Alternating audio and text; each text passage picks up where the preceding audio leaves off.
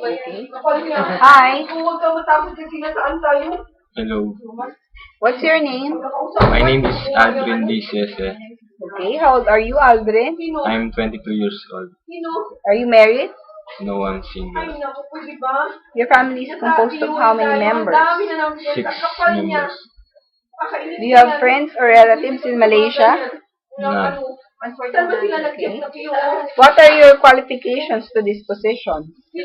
My strongest qualification are first, study Bachelor of Science in Hotel and Restaurant Management.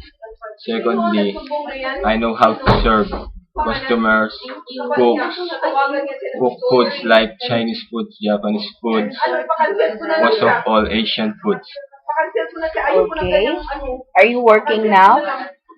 Yes, I am a waiter, at the same time assistant cook in a small restaurant near our place since June 2012 up to May 2012.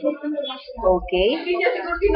So, do you have any past work experiences that is related to the position you were applying now? Yes, I worked at Grace Lane Hotel from November 2011 up to May 2012.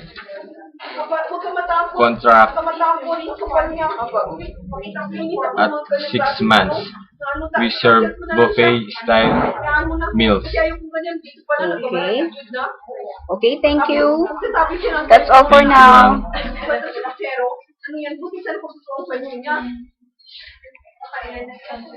ma'am.